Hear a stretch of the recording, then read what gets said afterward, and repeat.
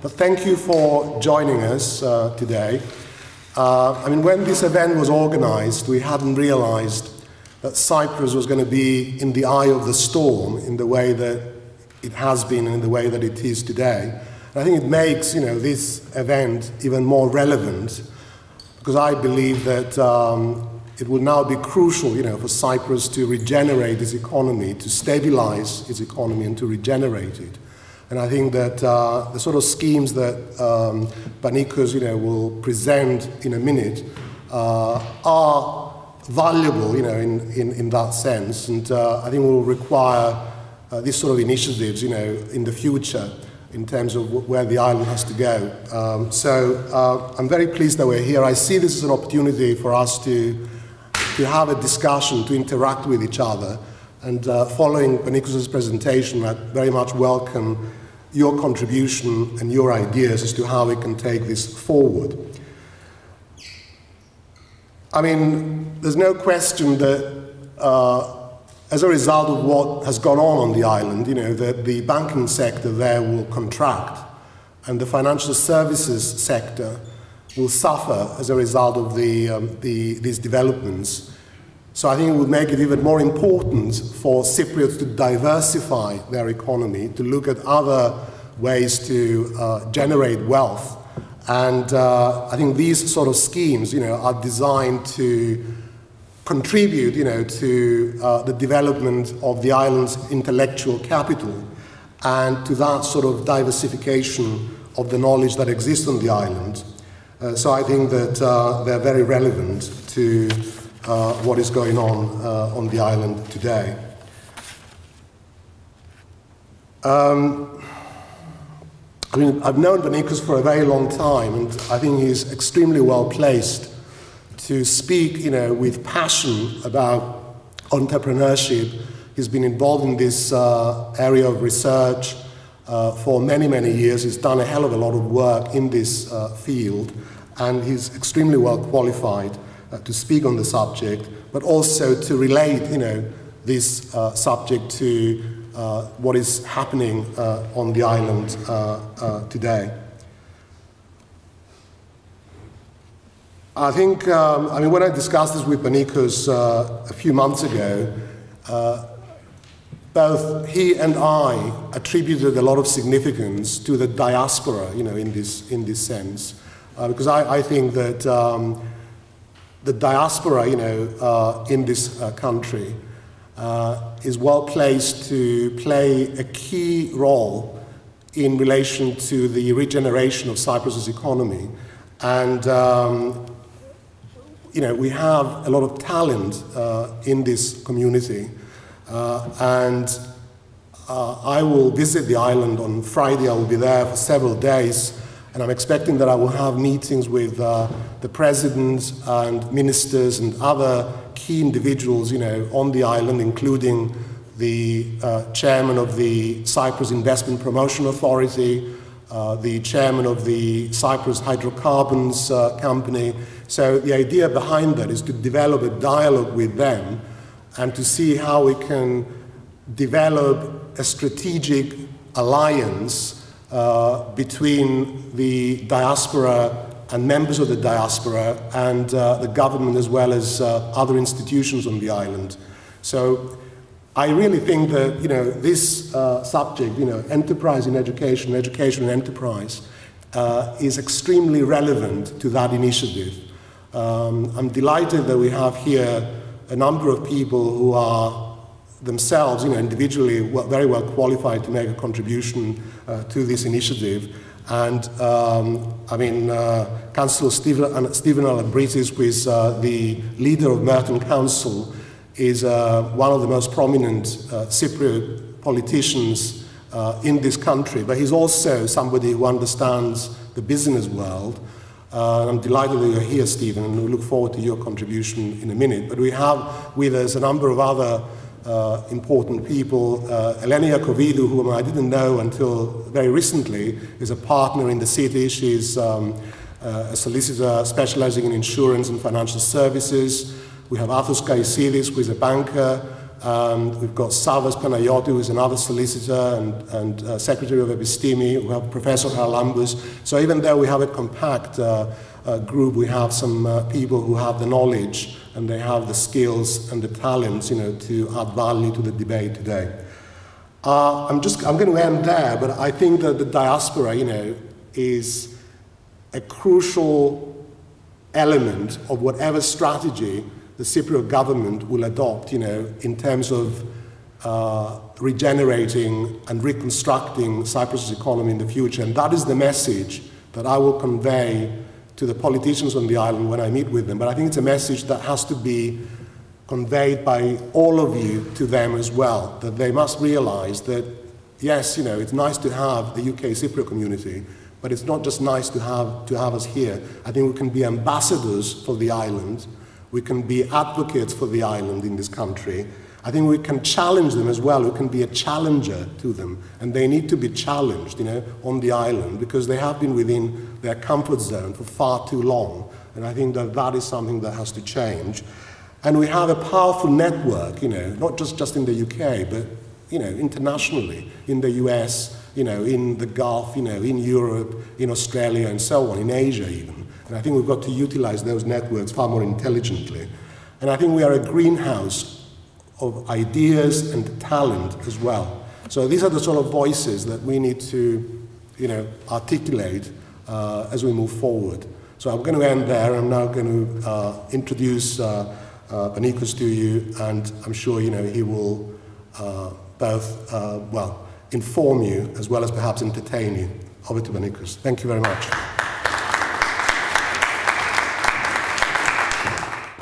Good evening. Thank you, Peter, for the colorful introduction. As you can tell from my accent, I have been for over 2 decades related to the Northwest. You can tell that I do have a Manchester accent.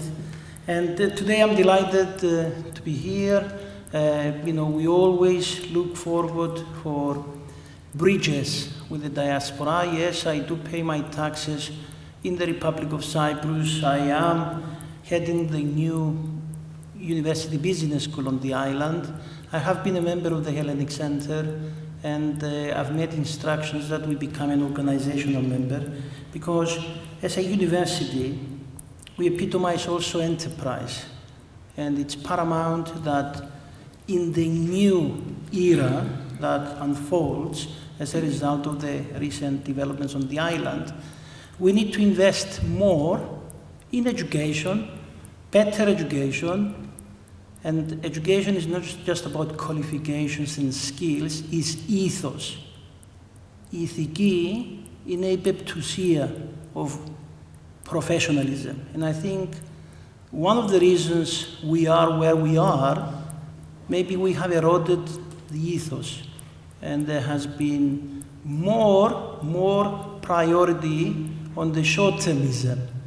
So, as a new university on the island, yes, we aspire to build quality education, invest in research, innovation, so that we can continuously upgrade, update our knowledge, our skill base, inform on best practice, inform the policy debate, build bridges with all the stakeholders, and that's locally, regionally, globally, but the bridge with the diaspora is always close to my heart, because I know it's important that we keep that relationship and strengthen it across generations.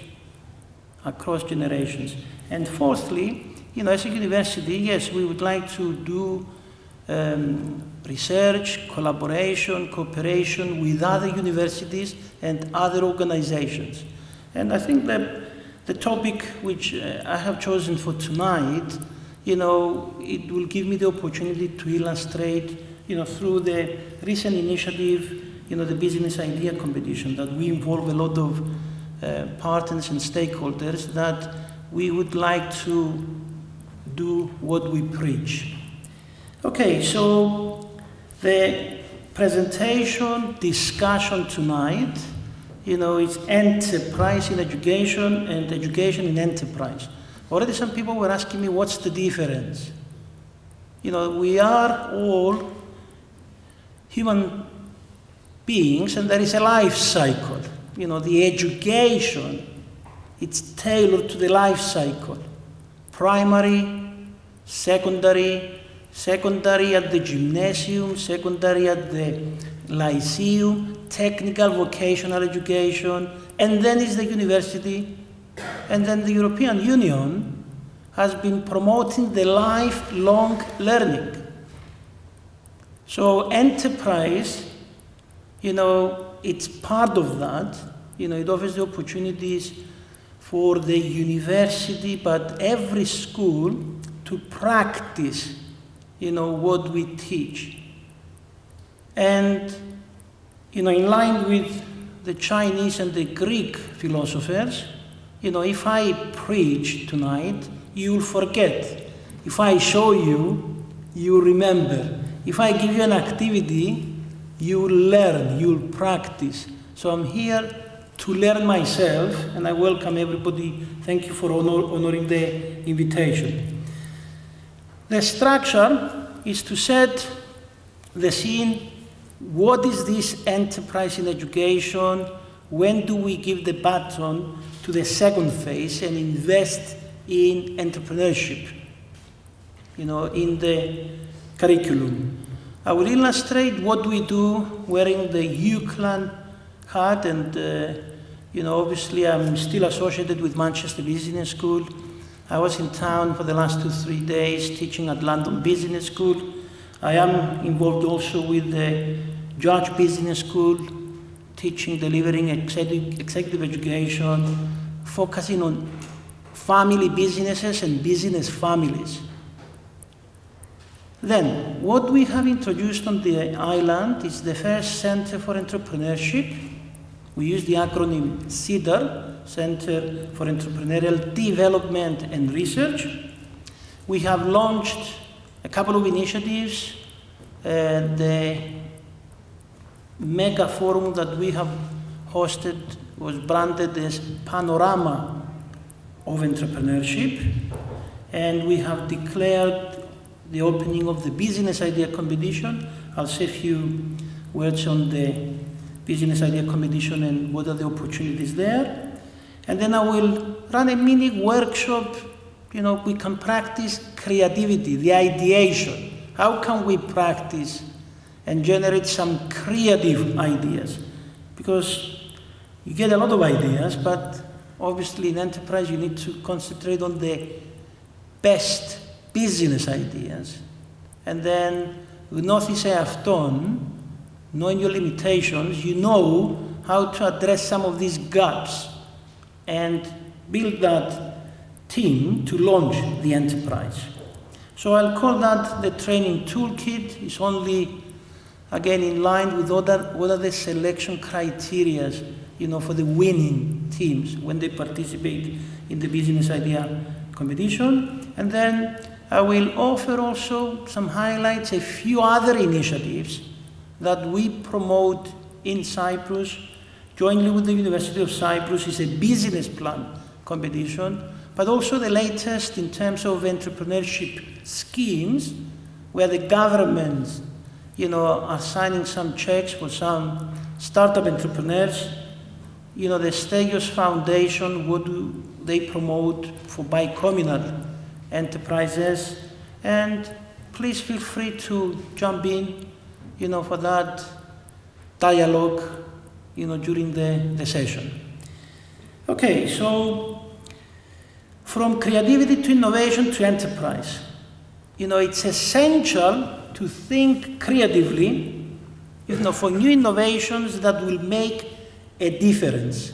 A difference, it could be, you know, at the household, it could be at the micro level of the economy, it could be at the macro level, it could be favorable impact on building a better life, saving our planet. This could be technological, it could be science, it could be simply a new design, it could be a solution to a problem. We need this creativity. We call this the ideation. It's the first stage of the innovation process. You get a lot of ideas. We need to have a kind of a filtering system and evaluate which one is more feasible, doable, given our constraints, given the size of the opportunity. Am I going to do this independently within my organization, or go Dutch, as we say, and do it independently, leave your job, do it in parallel to your employment? And of course, you know, we have a lot of forums nowadays where we enthuse new innovations, and especially, you know, the UK government through the DTI has been supporting a lot of initiatives in this respect. Some examples of innovation now. And innovation, a lot of people, they often confuse that with science. Okay, yes, innovation is a new product, you know, like, you know, what I used to change the slides. Continuously, we have incremental developments. You know, it's a pointer. You know, so you can see multifunctionality within the product. It could be a service. You know, the internet. You know, the service economy continuously. Reading the newspaper, somebody was advertising a service that you can invite or you can recruit mourners for funerals. You know, because you may organize a funeral and, you know, the family doesn't turn up because of internal strife. And what you can do, you can go to the company and hire people to dress up in black. You know, obviously, you're not expecting them to cry a lot, but, you know, that's the latest. New process. You know, if you take, for example, EasyJet, there was nothing new. Okay, it's a lot of savings in the cost structure, using Luton, using different time slots, different parking spaces in the airport, using the telephone in the beginning and then the internet. It's just a new process. The Dropbox, you know, where you can do your file management via the internet, is nothing new. You know, it's just encouraging people, you know, to be more economical with what you do. In fact, the Dropbox, you know, has killed the USB, you know, the traditional stick that you carry information. Then you have new business model innovation that involves a lot of partnerships. It encapsulates types of innovation, you know, like a new service, you know, that was offered just after the 9/11, you know, where you could hire a company. Well, the company was offering the service that they can pick up your luggage and they can deliver it via connections, you know, to a destination that you could do before the 9/11, but after the 9/11, because of the too much time you need to check, you know, through the airports, you couldn't have the connection because it was only 1 hour and a half. So they step in and they outsource a lot of activities. You know, the taxi will pick up, you know, your luggage, or using DHL to collect the luggage and deliver the luggage. Build a lot of relationships with the airlines, the travel agencies. So these type of industries, you know, they use what we call business model innovation. Skype is another example. People per hour, you know, by Xenios Thrasivoulou, you know, a member of the diaspora, you know, to deliver the matching service between the professional, the freelancer delivering services, and the small company or the large business that decides to outsource and recruit from outsiders. You know, you need technology. You need the commercial merchant bank to do the financial transaction. So I repeat, this is the business model innovation that is built on many partnerships. And I will give you a little example later on with the one business idea that I will share with you tonight. Okay, you need to be creative all across the stages of the production. You know, we've seen a lot of creative marketing, creative advertising. All this contributes to the entrepreneurial success, and entrepreneurial success means new firms, new jobs, new wealth, and new alternatives. We know in Cyprus, traditionally, it was the dream of everybody to get a job in the government or in the bank, and that's switched off now. You know, so we need to think entrepreneurially so that we can consider εναλλακτικές σταδιοδρομίες, alternative career paths. So, some reflections now. How do governments, states, agencies see enterprise, επιχειρήν in Greek? In the UK, a lot of enterprise education, it's delivered at the early stages of the life cycle, you know, through the young enterprise. And it's a voluntary organization. Obviously, it's a charity organization. It's supported by a big enterprise. You know, there is a lot of collaboration between the school trustees. And the schools do not lock up 1 o'clock. You know, the school is open in the afternoon, a lot of extracurriculum activities.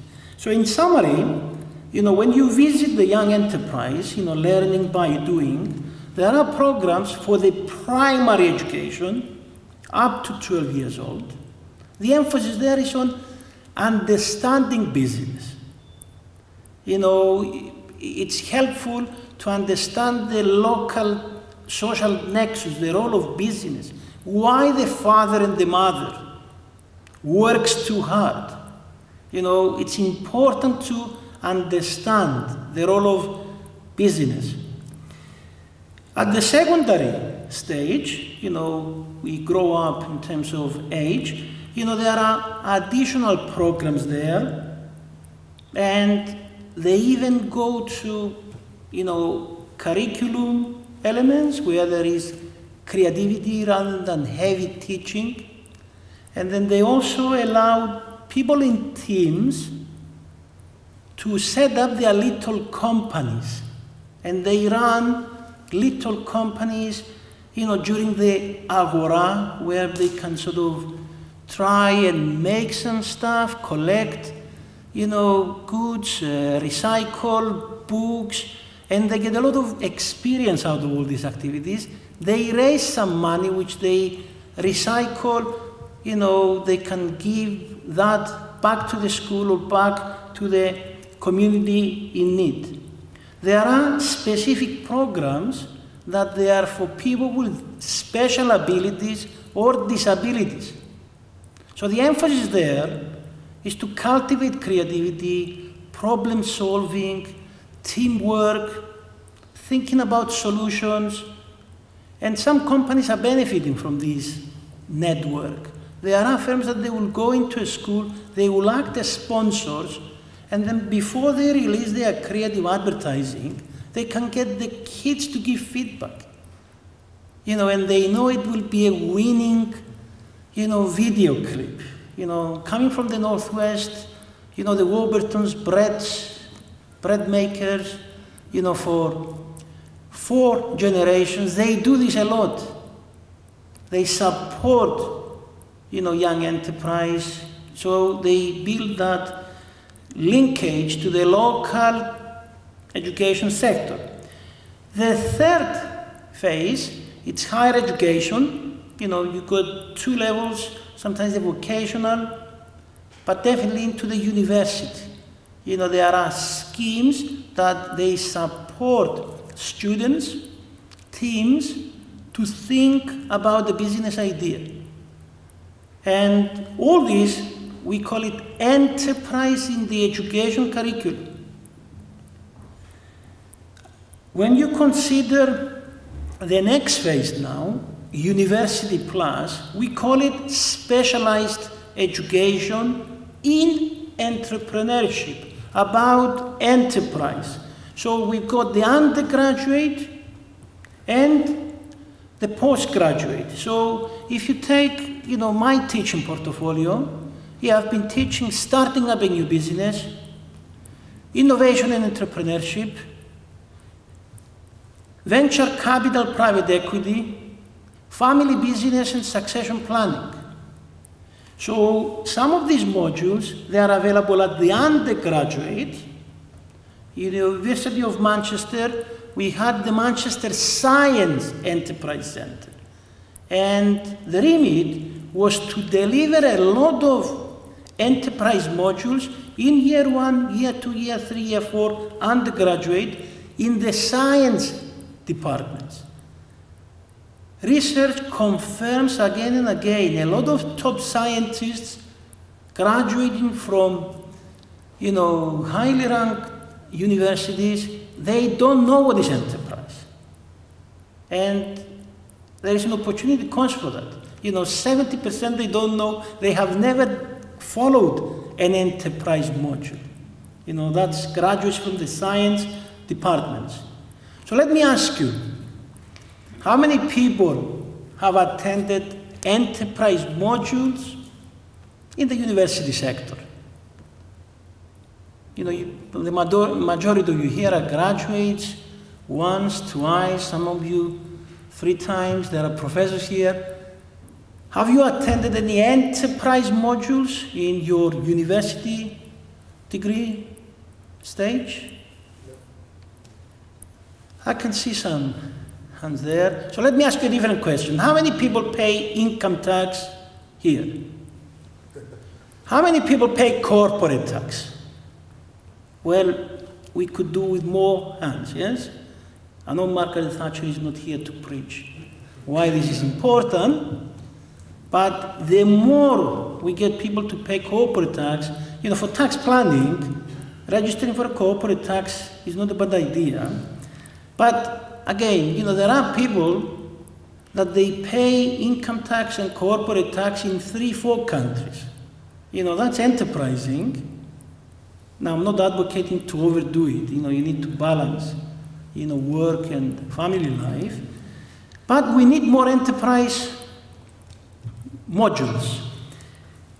In addition to what we call undergraduate and postgraduate, we do have the executive education, the training, again, tailored for smaller companies, for growing companies, for family businesses.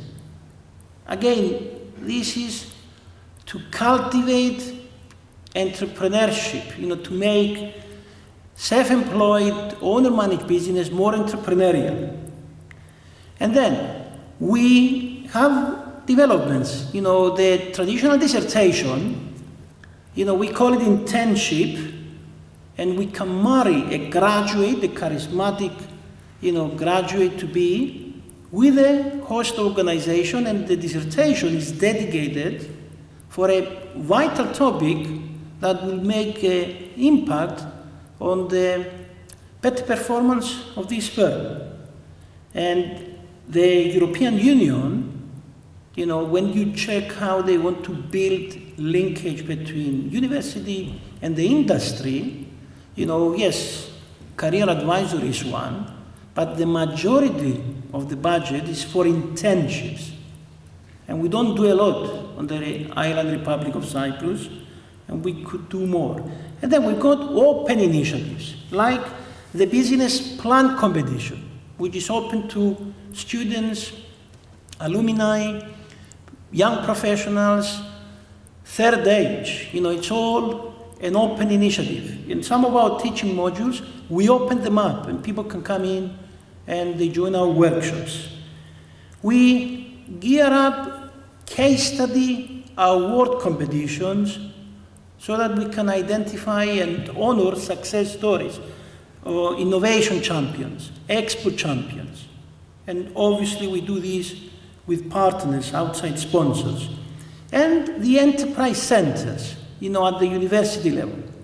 The Manchester Science Enterprise Centre, it's now called Manchester Enterprise Centre. The reason I left Manchester is that I didn't like to just focus entrepreneurship initiative just for the science departments. And they didn't listen to me, I left. And 2 years after I left, they dropped the science. Northern Lights, it's the UClan University, enterprise initiative, incubation, and all their activities, you know, uniting departments, teams with enterprise. So, entrepreneurship, it's very important. You know, it's part of our creative destruction, the renewal of the enterprise apparatus. You know, sometimes you have commercial, sometimes you have also social enterprise. You have green entrepreneurship. You know, to the right, you can see some initiatives like the fair trade. You know, it's kind of a social, you know, activity to support small producers in less developed countries so that they are not robbed by the big multinationals. And Kremen Bank, again, into microfinancing. A few more examples on the Island Republic, you know, that we highlight as good case studies. It's Green Dot, all about recycling. In fact, it's a European-wide initiative, and they support, you know, recycling across, you know, not just paper and bottles, you know, tires and pipes when it comes to industrial garbage, you know, and they can generate income out of all these leftovers. So entrepreneurship is important for alternative career paths. We need new enterprises. We need to generate new jobs, quality jobs for our scientists, our graduates. This is how we can open up new market frontiers. And again, it's not just about rejuvenating the industrial apparatus, it's vital for our social and economic development. And this is our initiative at UClan Cyprus, is the Entrepreneurial Development and Research Center, CEDAR. You know, we aspire to touch base from the Middle East via Cyprus, Southern Europe, you know, following the CEDARs. And the 5 pillars, again, is education, undergraduate, postgraduate, lots of modules, and then we've got executive activities, open programs supported by the HRDA, the Human Resource Development Authority of Cyprus, and then research, dissertation, case studies. We have announced 10 PhD studentships. There is a flyer at the back, and half of them will land into the business school, at least 2 of them will be interdisciplinary, at least 2 of them will be in entrepreneurship. And we publish case studies, and I've got lots of case studies which I'm happy to share with some of our colleagues here in other universities here in the UK. We publish, you know, research so that we can elevate the status of the university. We organize a lot of outreach activities, you know, the panorama of entrepreneurship. We got an entrepreneurial exchange trying to match students via internships into enterprises. We have launched the Business Idea Competition. We support the Cyprus Entrepreneurship Competition, which is led by the University of Cyprus, Cyprus Development Bank, sponsored heavily by the Ministry of Commerce and Industry. And we support and we inform the policy debates at the OECD, you know, at the European Commission. You know, we've been active both at enterprise, better finance for SMEs, but also for family businesses. So this is what we do. And following the panorama of entrepreneurship, we have announced the Business Idea Competition, which is a partnership involving, first of all, the local chambers and the Cyprus Chamber of Commerce, the Junior Chamber International, the COGE, which is the Female Business and Professional Association, and Anaptixiaki is the Larnaka Development Agency, and then the Cyprus initiative, which is highly rated, Women's Co-op Bank.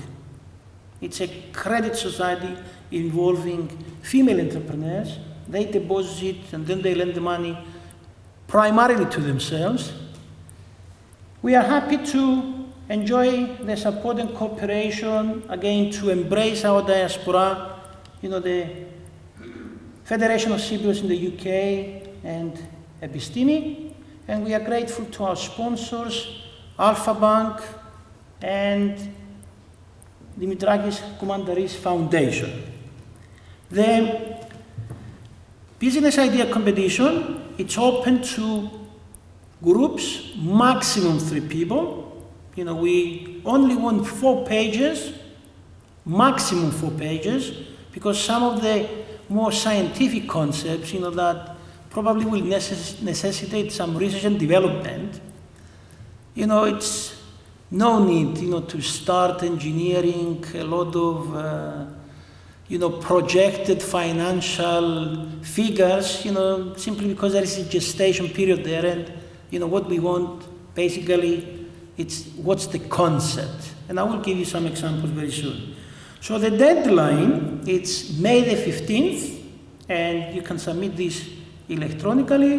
We've got a dedicated space on our website of the university. We envisage 3 phases in terms of the jury. Number 1, we will maybe exclude the ones that they didn't meet the criteria, they don't follow the protocol, the guidelines.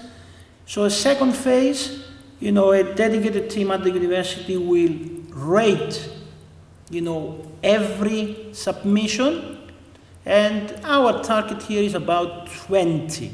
We did a similar event last year, we had about 18 submissions. And the top performance, we will share that with, a jury, and we will honor some entrepreneurs. Last year we had the Israeli ambassador as one of the jury. He was very excited to support enterprise on the island. So we don't want to burden the jury with 20. So we're going to do our homework. They will have access to everything, but they will concentrate on the top performance. And we're going to have the nominations per the 3 awards at the final phase, and we plan to give them the 5 minutes for a presentation at the award ceremony. The criteria now, more or less, and it's part of an Excel worksheet. We want a clear idea and illustrate vividly, clearly, how the venture will work. What's the motivation of the aspiring entrepreneurs? We're not interested for somebody to buy a piece of land, sleep for 5 years, and wake up and cash in, yes? We like people to demonstrate, that they've got entrepreneurship in their genes, and it's part of their DNA, and they want to impact, make a difference, create jobs, help realize our entrepreneurial dreams. We need elements of creativity and innovation. Value creation for the clients. Why people will switch their custom from existing firms to the new venture. What's so special? And is this viable? Is this realistic? Is it feasible in terms of the implementation? What is the defined market? Perhaps the market niche, because part of the realism, it's unlikely a young startup can target global niches, yes? Maybe at the lateral phase. Understanding of basic financials. How much are we talking about in terms of investment? Is there evidence of bootstrapping?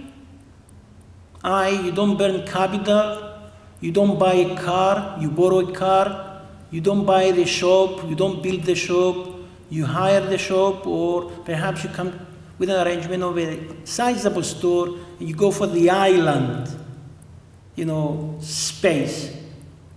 Okay, this is bootstrapping. What is the management capability of the team? Are they aware of some of their gaps? How will they address that? It's unlikely that, somebody is supersonic and can do everything, yes? But it depends on the venture as well. What is the growth potential? Will this be a sustainable business? And then some marks on presentation, perhaps illustrating with a little schema or a few photos. What's the venture about? Win the hearts of the readers, of the jury, of the journalists, of investors, and of the clients. So this is what is the set of criteria. And the awards, it's 1,500 for the top award, sponsored by Alpha Bank, 1,000 for the second award, and the third award is complimentary registration on the MBA module, New Enterprise Venture Development. So you can see here I'm being creative and I'm selling the MBA program. So that's why we didn't bring a sponsor for the third award, so that we fill that gap. This is how you can get into the press. Okay? And the award ceremony will be sometimes early June. So this is all I wanted to share with you. And normally this should have been more a workshop, but maybe we can do it better next year. And all the information about the business idea competition is on the website. So thank you very much. Thank you.